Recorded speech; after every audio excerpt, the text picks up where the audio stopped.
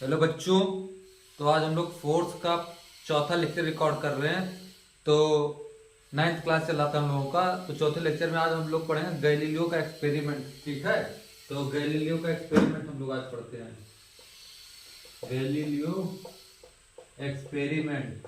ठीक है, तो गैलीलियो ने क्या एक्सपेरिमेंट किया था। ठीक है, तो बता रहे हैं, देखो इन्होंने तीन केस माना। पहला, ये सरफेस है तुम्हारा, ठीक है, और इसे इंक्लाइन रख दिया। दो, इंक्लिनेशन सेम था, मान लो ये θ1 और ये θ2। ठीक है, तो θ1 इक्वल टू θ2। ठीक है, और दूसरा केस देखो, ये सरफेस हो गया, मान लो ये, और दूसरा इंक्लिनेशन कम, ये θ2 इसको θ1 मान लो। ठीक है, तो यहाँ पे θ1 ज्यादा θ2 से। ठीक है, अब देखो इसका मतलब समझ लो, जैसे ये सरफेस है और इसी सरफेस पे कुछ ऐसे लगा के रख दिया। ठीक है, जैसे तुम्हें, रुको एग्जांपल के तौर पर समझा रहा हूं। देखो जैसे ये सरफेस है, तो ऐसे कुछ कॉपी रख दिया, एक ऐसे कॉपी रख दिया। ठीक है, तो कोई ऑब्जेक्ट यहां से छोड़ोगे टकरा के वैसे ऊपर जाएगा। ठीक है, ऐसे टकरा के, जैसे एक कॉपी इधर लगा दे, तो यहां से छोड़ोगे तो ऐसे ऊपर जाएगा, वहां से छोड़ोगे तो ऐसे ऊपर आएगा। तो इन्होंने ऐसा केस लिया। ठीक है, तो पहले एक बॉल या गोली को ऊपर रखा, तो ये ऐसे आया नीचे से, फिर ऐसे ऊपर गया, तो जिस हाइट से छोड़ा था उसी हाइट पर ऊपर गया। ठीक है, तुम खुद सोचो, किसी ऑब्जेक्ट को छोड़ते हो तो धीरे धीरे क्या, जब नीचे जाता है तो उसकी वेलोसिटी बढ़ती जाती है। क्यों बढ़ती जाती है? क्योंकि कोई भी ऑब्जेक्ट को अर्थ अपने सेंटर पर ग्रेविटेशनल फोर्स की वजह से खींचती रहती है। ठीक है, तो कोई ऑब्जेक्ट की स्पीड जब नीचे जाती है तो बढ़ती जाती है, जब ऊपर फेंकोगे किसी ऑब्जेक्ट को तो उसकी स्पीड घटती जाती है। क्यों घटती जाती है? जब ऊपर फेंकोगे तब भी खींचेगा अर्थ का सेंटर, और जब नीचे फेंकोगे तब भी खींचेगा। जब किसी चीज को नीचे फेंकोगे तो वो खींचता जाएगा, जब खींचता जाएगा तब स्पीड बढ़ती जाएगी। ठीक है, जैसे कोई गाड़ी आगे जा रही है तो उसको पीछे से धक्का दोगे तो उसकी स्पीड बढ़ती जाएगी ना। अगर कोई गाड़ी आगे जा रही है, उसको सामने से धक्का दो, तो सामने से धक्का दोगे तो स्पीड कम होती जाएगी ना। वैसे सेम केस यहाँ पर, किसी ऑब्जेक्ट को ऊपर फेंकोगे तो सेंटर पर कोई ऑब्जेक्ट, अर्थ के सेंटर पर ऑब्जेक्ट को खींचा जाएगा। अर्थ अपने सेंटर पर किसी सब चीज को, देखो ये जानते हो, जो अर्थ होती है वो सारे ऑब्जेक्ट को अपनी तरफ खींचती है। तो जैसे ये अर्थ है, अर्थ के सरफेस पर हम इसको ऊपर ऐसे फेंक दिए, तो अर्थ का सेंटर ये अपनी तरफ खींचेगा ना, तो इसकी स्पीड धीरे धीरे कम होती जाएगी ना। वैसे अगर किसी को ऐसे फेंकोगे तो इसका ये अपनी तरफ खींचेगी, तो जिधर फेंके उधर ही अपनी तरफ खींचती जा रही, तो इसकी स्पीड बढ़ती जाएगी। ठीक है, तो पहला केस ये था कि ऐसे दो कुछ प्लेन को ऐसे सरफेस पे रख दिया। ठीक है, थीटा सेम इंक्लिनेशन पर, तो यहां से ऑब्जेक्ट को छोड़ा, तो जिस हाइट से छोड़ा तो उसी हाइट पर ही, उतने ही दूरी पर ऑब्जेक्ट चला गया। ठीक है, तो इन्होंने फ्रिक्शनलेस कंडीशन मान के सारा एक्सपेरिमेंट किया था। ठीक है, तो ये देखो, जब इंक्लिनेशन सेम था तो सेम इंक्लिनेशन पर तो जितना इंक्लिनेशन पर ये चला था, ये वाली बॉल इस इंक्लिनेशन पर जितना चली थी उतने ही इस इंक्लिनेशन पर भी चलेगी। कब?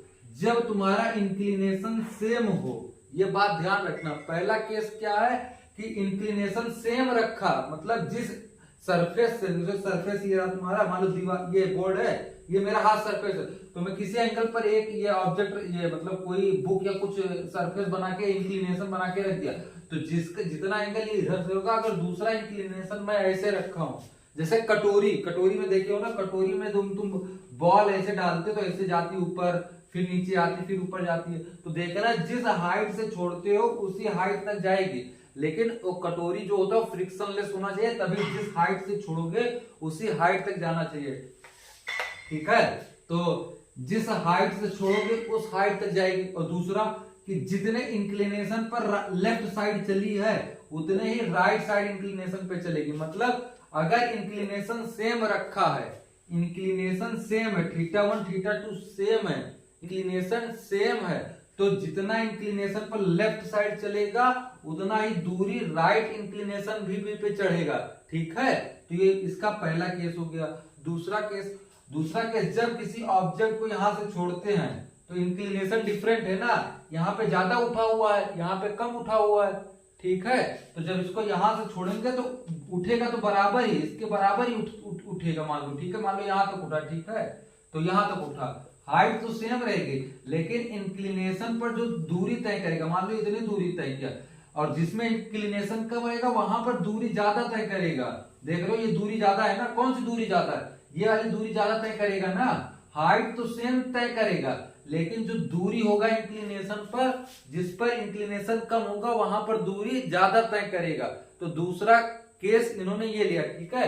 पहला केस दोनों में एंगल सेम था, मतलब इंक्लिनेशन दोनों का, जैसे मान लो सरफेस है, मैं एक किताब ऐसे लगा के रख दिया, मतलब जमीन से ये एंगल और जमीन से ये एंगल सेम है, ठीक है, ऐसे रख दिया, ठीक है। तो यहां से जब छोड़ेंगे तो यहां तक आएगा, जिस हाइट से छोड़ा उस हाइट तक आएगा, ठीक है। तुम एक्सपेरिमेंट कर लेना खुद, जैसे एक टेबल लेना तो ऐसे दो किताब रख देना, ठीक है। जितना टेबल से इधर किताब उठाए हो, जितना टेबल से इधर किताब, दोनों बराबर जब होगा तो फ्रिक्शनलेस कंडीशन तुम बना ही पाओगे। लेकिन देखना जब इंक्लिनेशन बराबर होगा तो जिस हाइट से छोड़ोगे तो उस हाइट तक यहां पर चढ़ के आएगा, और दोनों की इंक्लिनेशन पर दूरी तय, मतलब जितना इधर चढ़ेगा उतना ही इधर चढ़ेगा। दूरी इंक्लिनेशन पर दूरी समझ लो, जितना इंक्लिनेशन पर इतना चलेगा उतना ही इंक्लिनेशन पर इतना चलेगा। किस वाले केस में, जब इंक्लिनेशन सेम हो, जिस एंगल पर किताब तुम रखी हो वो वाला एंगल इधर और इधर वाला दोनों का, लेफ्ट और राइट का एंगल सेम हो, तब इंक्लिनेशन पर दूरी, इंक्लिनेशन पर चली हुई दूरी सेम होगी। लेकिन जब इंक्लिनेशन अलग अलग हो, इंक्लिनेशन मतलब समझ लो कितने एंगल पर टेढ़ा हुआ रखा है, कोई ऑब्जेक्ट को कितने एंगल टेढ़े पे रखी हो तब बॉल को छोड़ रहे हो, ठीक है। देखो यहाँ पर θ1 ज्यादा टेढ़ा है, यहाँ पे θ2 कम टेढ़ा हुआ है, मतलब इंक्लिनेशन डिफरेंट है, ठीक है। जब इंक्लिनेशन डिफरेंट होगा हाइट तो सेम तय करेगा, मतलब जिस हाइट से छोड़े हो तो उसी हाइट पर तो जाएगा, लेकिन इंक्लिनेशन पर जो दूरी होगा, इंक्लिनेशन पर जो दूरी होगा वो डिफरेंट होगा। तो जहां पर इंक्लिनेशन कम होगा वहां पर दूरी ज्यादा तय करेगा, ठीक है। तो ये दूसरा केस था। उसके बाद तीसरा केस इन्होंने देखो,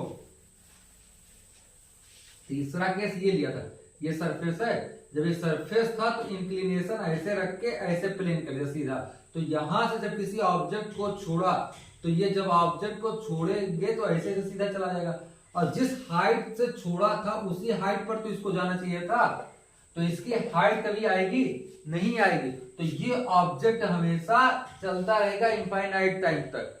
कब, जब फ्रिक्शनलेस कंडीशन हो, फ्रिक्शनलेस, फ्रिक्शन पहली बात क्या होता है, फ्रिक्शन क्या होता है, फ्रिक्शन जो होता है मोशन का अपोज करता है, मतलब चलने का विरोध करता है, ठीक है। जैसे कोई ऑब्जेक्ट देखो, तुम अपने जहां पे बैठे हो जमीन पर या फिर बेड पर या टेबल पे, तुम अपनी पेन को ऐसे ढकेल के छोड़ देना तो वो देखना थोड़ी देर बाद रुक जाएगी। तो क्यों रुकती है वो फ्रिक्शन फोर्स की वजह से रुकती है। अगर फ्रिक्शन वहां से हटा दोगे तो ऑब्जेक्ट हमेशा चलता ही रहेगा, ठीक है, क्योंकि उसको रोकने के लिए कोई फोर्स नहीं है, ठीक है। फ्रिक्शन क्या होता है, जो मोशन का अपोज करे। हम आगे चलते हैं तो हमारे पैरों पर फ्रिक्शन नीचे लगता है, ठीक है, चलने के लिए भी फ्रिक्शन जरूरी है। जैसे देखो कीचड़ में टायर नाचने लगता है, क्योंकि कीचड़ में फ्रिक्शन कम होता है, चिकनापन ज्यादा, वहां पे फ्रिक्शन कम होता है, इसलिए टायर वहीं पर घूमने लगता है, इसीलिए वो आगे नहीं बढ़ता, ठीक है। तो मोशन का, फ्रिक्शन क्या होता है, जो मोशन का अपोज करे, ठीक है। तो फ्रिक्शन, अगर फ्रिक्शनलेस कंडीशन है तो रोकने वाला कुछ होगा नहीं। जैसे मान लो ये सरफेस है, कोई ऑब्जेक्ट आगे जा रहा है तो ये सरफेस क्या करेगी, इस पर फ्रिक्शन फोर्स लगाएगी कि तुम आगे मत जाओ, मैं तुम्हारे को पीछे ढकेल कर पीछे एक फोर्स लगाऊंगी जो तुम्हें आगे जाने नहीं देगा। तो ये सरफेस इस पर इधर फ्रिक्शन लगाएगी जो इसको आगे जाने से रोकेगी, ठीक है। तभी तो धीरे धीरे जाके स्पीड कम हो जाती है। जैसे अपने टेबल पे तुम ऐसे ऐसे मतलब फोर्स देके छोड़ देना पेन को, तो देखना धीरे धीरे वो स्पीड कम होगी फिर रुक जाएगी। तो फ्रिक्शन धीरे धीरे इसकी स्पीड कम करता जाएगा धीरे धीरे फिर रुक देगा। अगर फ्रिक्शन ही नहीं रहेगा तो इसको चला के छोड़ दोगे तो ये चलता ही जाएगा। तो वही कंडीशन यहाँ पे है, ऊपर से जैसे ड्रॉप कर दिए तो नीचे आके स्पीड बढ़ती जाएगी। जब स्पीड आ जाएगी तो ये धीरे धीरे यहाँ इस हाइट पर जाना चाहेगा ना, जिस हाइट से छोड़ा उसी हाइट पर जाना चाहेगा। तो इसकी हाइट तो कभी आएगी नहीं, क्योंकि ये सीधा हॉरिजॉन्टल हो गया ना, तो हॉरिजॉन्टल आ गया, हाइट मिलेगी नहीं। तो जिस स्पीड से यहाँ पहुंचेगा उसी स्पीड से चलता चला जाएगा, यूनिफॉर्म मोशन करता चला जाएगा, ठीक है। ये कभी रुकेगा नहीं, तो यूनिफॉर्म मोशन करता रहेगा। तो यहीं से कंक्लूजन इसका आया कि अगर कोई ऑब्जेक्ट रेस्ट पर है तो वो रेस्ट पर रहना चाहेगी, अगर कोई ऑब्जेक्ट मोशन में आ गया तो मोशन में ही रहना चाहेगा, जब तक इस पर कोई बाह्य बल या एक्सटर्नल फोर्स ना लगे, ठीक है। जैसे इसको मैं अगर सामने से आके रोक दूं, जैसे ये गोली या बुलेट या फिर बॉल कुछ भी जब यहाँ पर आए, इसको मैं सामने से रोक दूं, तो मैं आके एक्सटर्नल फोर्स लगा के इसको रोक दिया ना, तो एक्सटर्नल फोर्स जब आएगा तभी रुकेगा। अगर फ्रिक्शन नहीं है तो ये ऑब्जेक्ट हमेशा इनफाइनाइट टाइम तक चलता ही रहेगा। ठीक है, तो यहीं से कंक्लूजन न्यूटन ने निकाला। तो न्यूटन ने अपना पहला, द्वितीय, तृतीय नियम यहीं से देना फिर स्टार्ट किया। ठीक है, तो यही था गैलीलियो का एक्सपेरिमेंट। उसके बाद यहां से न्यूटन ने पहला लॉ दिया, क्या, लॉ ऑफ इनर्शिया। इनर्शिया क्या होता है, अब देखो, व्हाट इज इनर्शिया।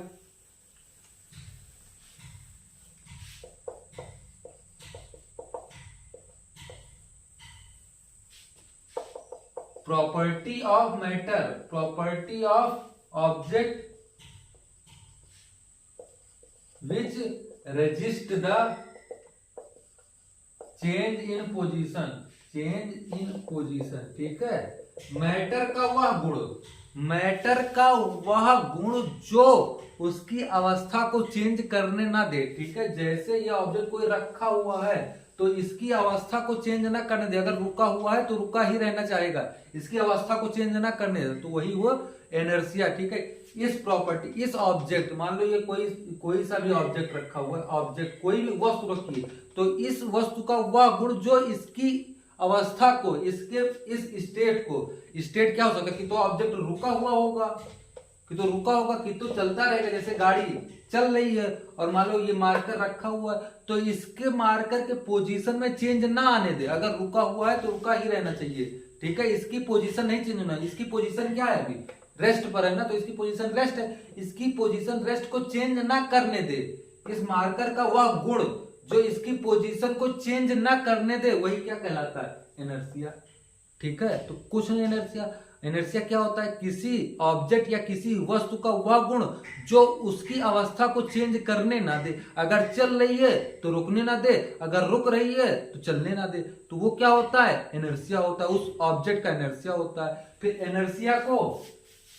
इनर्शिया को तीन कैटेगरी में डिवाइड किया गया है। पहला क्या, इनर्शिया ऑफ रेस्ट, अगर कोई ऑब्जेक्ट रेस्ट पर है तो इनर्शिया ऑफ रेस्ट, जैसे कोई ऑब्जेक्ट रेस्ट पर है, मार्कर रेस्ट पर है, तो इसकी रेस्ट पोजीशन को चेंज ना करने दे, तो ये क्या हो जाएगा, इनर्शिया हो जाएगा, इनर्शिया ऑफ रेस्ट हो जाएगा। दूसरा inertia of motion, inertia of motion.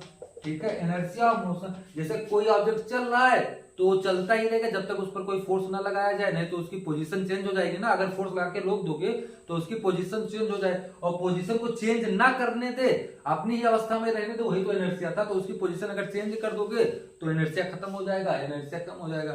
ठीक है, तो तीसरा inertia of direction, inertia of direction तीसरा होता है। इनर्शिया ऑफ डायरेक्शन क्या होता है, जैसे सर्कल पर गाड़ी मुड़ती है तो तुम अपने पहले इस डायरेक्शन में थे, जिस डायरेक्शन में मुड़ रहे थे, लेकिन तुम पीछे के जैसे लेफ्ट साइड भागते चले, जैसे गाड़ी मुड़ रही है तो तुम देखना ऐसे होते चले जाते हो, क्यों हो जाते हो, इनर्शिया की वजह से, क्योंकि वो तुमको चेंज करने नहीं देना चाहता। ठीक है, तो ये तीनों हो गया। इस तीनों का एग्जांपल बहुत अच्छे हैं। देखो, जब तुम गाड़ी में बैठते हो, जब तुम गाड़ी में बैठे रहते हो, अचानक से गाड़ी चलती है, तुम तो रेस्ट पर हो, लेकिन जो गाड़ी चलती है, जिस पर एक्सटर्नल फोर्स लगा के गाड़ी को हम जब चलाते हैं तो तुम झटके से पीछे जाते हो। क्यों जाते हो, क्योंकि तुमको इनर्शिया रेस्ट पर रखना चाहता है।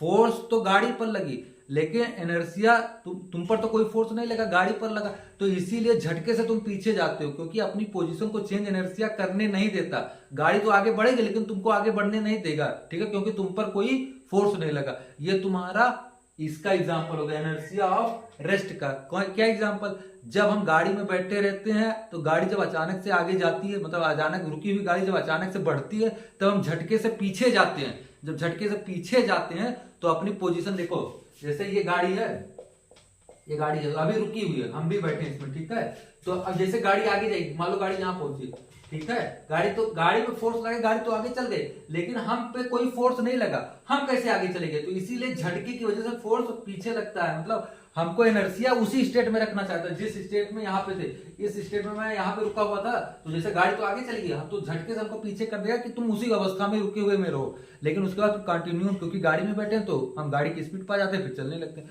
तो जब हम गाड़ी में बैठे थे, गाड़ी अचानक से चलती तो हम पीछे को झटका मिलता, तो कौन सा इनर्शिया है, इनर्शिया ऑफ रेस्ट। ठीक है, वैसे दूसरा इनर्शिया ऑफ मोशन, जब किसी गाड़ी में चलती हुई गाड़ी में हम बैठे रहते हैं, जब ब्रेक अचानक से रखती है तो हम आगे आ जाते हैं। ठीक है, क्यों आगे आ जाते हैं? क्योंकि जब गाड़ी चल रही होती है तो वही स्पीड हम मेरी भी होती है, लेकिन हम जब ब्रेक लगाते हैं तो गाड़ी पे ब्रेक लगा के रोकते हैं, उसके बाद गाड़ी पे ब्रेक लगा के एक्सटर्नल फोर्स लगा के, लेकिन हम पर तो कोई फोर्स नहीं लगा, तो हमको तो चलते जाना चाहिए, तो इसीलिए हम झटके से आगे आ जाते हैं। इनर्शिया हमको चलाना ही रहना चाहता है। ठीक है, हम तो चल रहे थे ना गाड़ी के साथ, फोर्स तो गाड़ी पे ब्रेक लगा, ध्यान से सोचना, ये सब इमेजिन करते जाना। जब गाड़ी पे ब्रेक लगेगा तो एक्सटर्नल फोर्स गाड़ी पे लगा, लेकिन हम तो मोशन में थे ना गाड़ी के साथ, हम पर तो कोई रुकने का मतलब कोई फोर्स नहीं लगा, तो इसीलिए हम झटके से आगे आ जाते हैं कि जिस कंडीशन में हम मतलब ब्रेक लगाने से पहले थे उसी कंडीशन में हम ब्रेक लगाने के बाद में होने चाहिए, इनर्शिया होना चाहिए ना। इनर्शिया क्या था कि किसी भी ऑब्जेक्ट की पोजीशन को चेंज ना करने दे, तो मतलब मोशन में थे ब्रेक लगाने से पहले, तो ब्रेक लगाने के बाद भी मोशन में होना चाहिए, तो इसीलिए जैसे ही ब्रेक लगते तैसे झटके से हम आगे आ जाते हैं। ये चीजें इमेजिन करोगे तभी अच्छे से एक्सप्लेन होगा।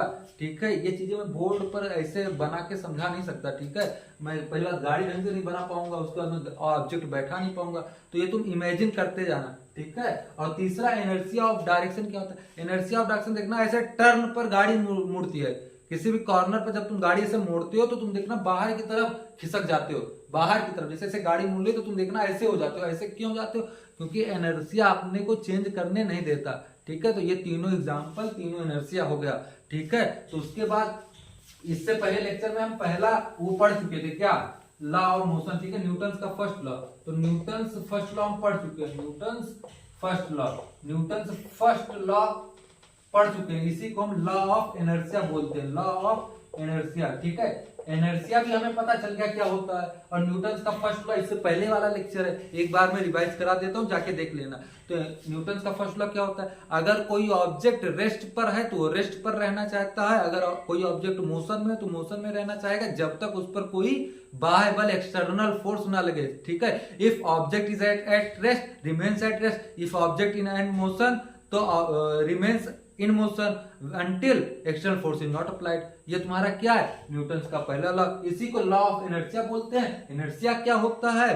इनर्शिया क्या होता है कि ऑब्जेक्ट की प्रॉपर्टी जिसकी वजह से वो अपने स्टेट में चेंज आने ना दे, अगर कोई रेस्ट पर है तो रेस्ट पर ही रहना चाहेगा, अगर मोशन में, तो ये चीजें इनर्शिया पता चल गया।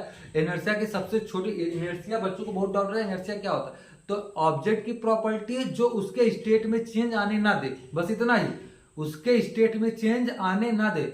मैटर या प्रॉपर्टी किसकी? ऑब्जेक्ट की, जो उसके पोजीशन में या उसके स्टेट में, स्टेट मतलब उसकी कौन सी स्थिति है, रुकी हुई है या चल रही है, उसकी स्थिति में चेंज ना आने दे, वो तुम्हारा इनर्शिया होता है। इनर्शिया तीन टाइप का, inertia of motion, inertia of rest, inertia of direction. तो सारे का एग्जांपल बता दिया और न्यूटन फर्स्ट लॉ बता दिया। गैलीलियो एक्सपेरिमेंट क्या होता है, उससे पहले हम लोग क्या पढ़े थे?